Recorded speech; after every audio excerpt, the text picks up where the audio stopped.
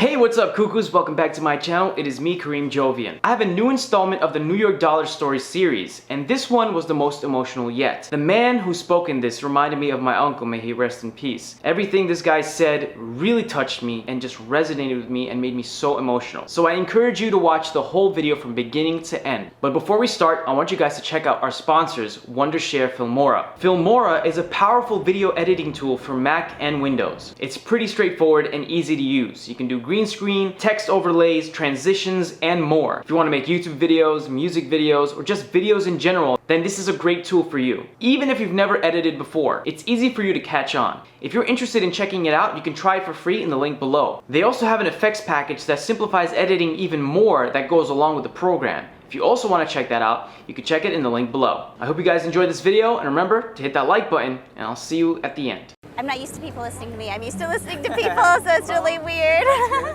Just by you listening to me, you made my day.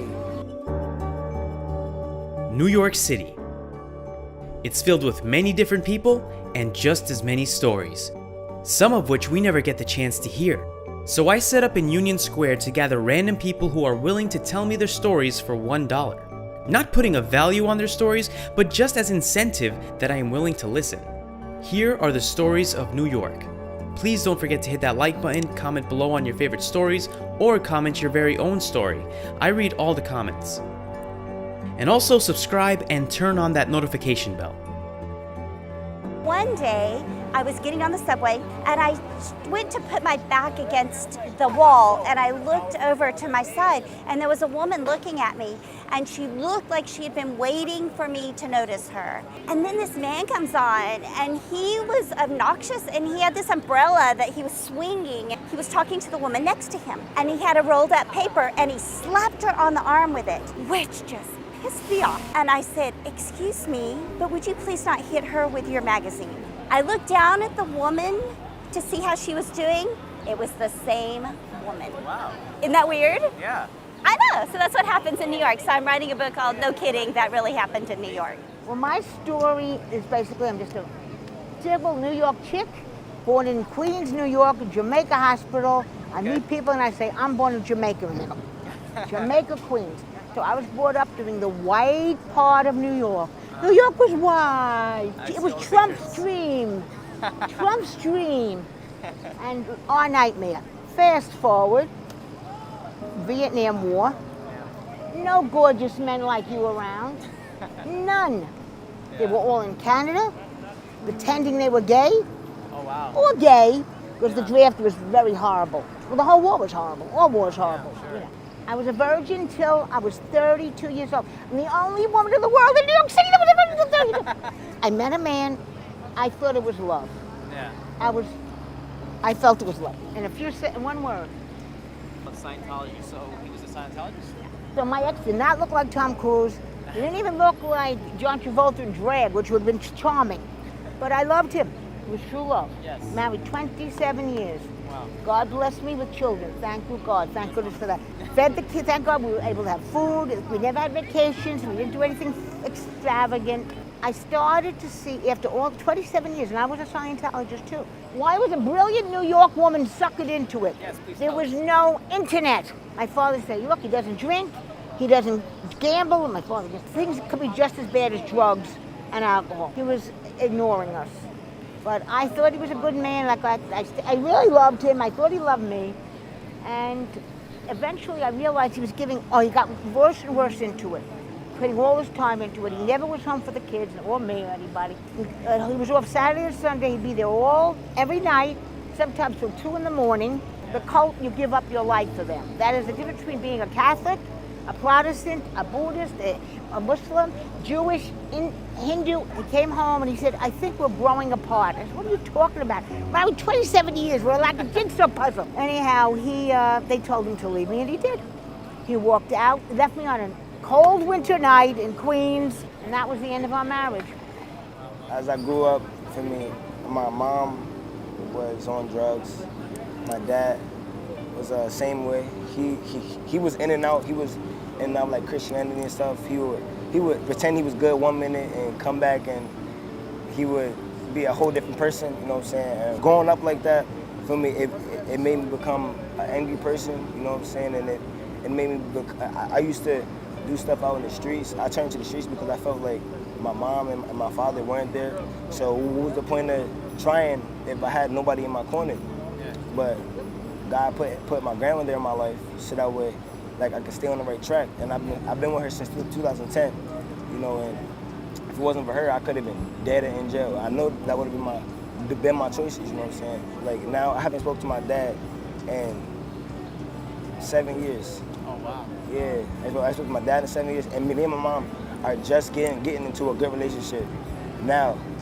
And it's like, it's been so many broken promises and all this stuff, and I used to think like I'm not gonna make it, but I started playing football. So I played football, and I guess I'm good at it. I'm not gonna, you know, I'm not gonna blow myself out. Yeah, but like, I guess I have enough skill because I sent my highlight tape to Texas Southern University, and they accepted me. Nice. A few days later, like it wasn't even a week or anything. It was like a few days later. They sent me an email, and they said, "Yeah, we like what we saw. We want you to come down and come to the facility and check it out and see what you say." And I'll be attending that, and August 18th. And I just said all that to say, like no matter what you go through, like keep pushing. You feel me? Because I never thought that I would be in the position I'm in today. And now my father and my mom are looking at it like, damn, we didn't do nothing for him. Like, we couldn't do anything. And my grandmother gets all the credit, because if it wasn't for her, like I said before, I don't know where I would be. And like, you know what I'm saying? Yeah, bless your grandma. Yeah, bless her. Like, if it wasn't for her, I don't, like, still thinking about it now, like she stuck out her back for me. Like she did everything she could for me. Like, there's not a time when I didn't have a plate on the table, even when she was struggling. She never let me know that she was struggling. And I thank God for her, you know what I'm saying? Like, whoever's out there, you feel me? And if you're struggling, don't give up. For me, like, don't give up, because you never know what can happen in the future. Everybody has a future ahead of them. You know what I'm saying? Like, no matter what you've done, drugs, anything. Because I've done it all, and look where I am. Look where I'm going. I was a pre-med student, so when I was 16, I found out I had cancer, and so yeah, it was a little crazy, but I ended up being fine. I decided to be a pre-med student, and I was a little behind on everything. Growing up in like the Chicago area, I didn't have great education, so I studied really, really, really hard, and so I'm applying to med school right now, and I actually just moved to New York like 5 days ago. Wow. Yeah, I had never been here before, but I got this job with AmeriCorps, working at a clinic on the Lower East Side. So I'm working with like underserved populations, people that can't afford healthcare, or a lot of HIV patients, a lot of the LGBTQ community. So I had to find housing in like no time at all, and I live in this house in Brooklyn with like 7 other people. And I met them on the internet, and it sounds just as sketchy as it is, and that's pretty much my life in New York right now. I don't really know anyone, so you guys are like the first people I've talked to outside of work today. Wow. Well, I guess Growing up, you know, my father and my sister, he abused my mother. So, you know, I just had until I told my mother, you know, you have to leave him. I had to drop out of school and just take care of my mother and my brother and sister. And you know, it was a long battle, and people used to make fun of me, you know, "Oh, you're mama's boy, so forth." But you know, when you see your mother being abused, you just can't walk away. As she got older and she had no one, I never got married. Just that I don't know. But anyway, I just recently, I mean, I was a caregiver for her. I took care of her. I didn't put her in a nursery home. You know, I feel good about it. I feel good because, you know, she had no one. She had me, and I devoted my life to her. And the thing is, you know, she's been gone 3 years, and now, you could say I'm just coming out, trying to. Come out of the show and trying to do something with myself. After she passed on, I just wanted to get in front of the subway. I just wanted to end my life. I wanted to commit suicide. And I don't know why I didn't do it. I just something good in me, you know. I'm glad you didn't do it, yeah. You know, and then I so happy now. Yeah, that's good. It's all over the city. If you're depressed, there's help. Yes, that's right. You know, they didn't have that years ago, but now they got programs. If you're a caregiver, there's help. Now, when I was doing it, there was no help. There's no. I was just. That makes you stronger than a lot of people, and you don't even realize it.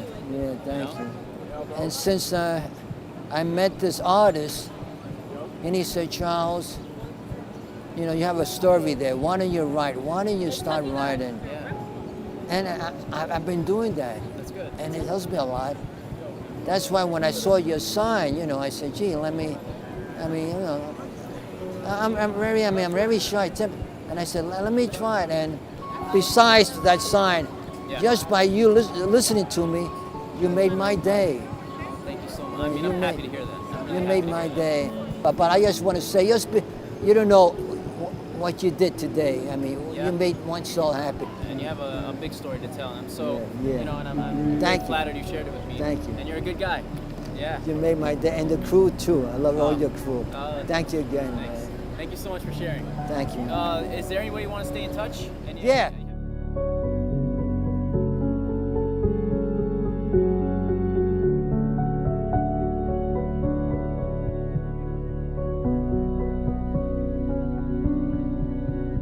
Thank you guys so much for watching that video. If it resonated with you, write in the comments below what your favorite story was. Write in the comments what your story is. I'd love to read it. I do want to mention that now I have a sponsor button under my videos. And what that is that you guys could actually click it and support me on a monthly basis if you truly believe in this channel and truly want me to continue. You can support me for $4.99 a month, and you could cancel anytime. And you get special perks for doing so. You get a badge on your name, so anytime you comment, you're gonna stand out amongst everybody else. You're gonna get to see my videos a day before everyone else. You're gonna get 30% off all my merch. I do a monthly sponsor live stream where my sponsors and I get together and chat on a live stream with no one else annoying us. It's just a one-on-one. And finally, you'll get a shout out and thanked on every video I release after. So go ahead and sponsor me.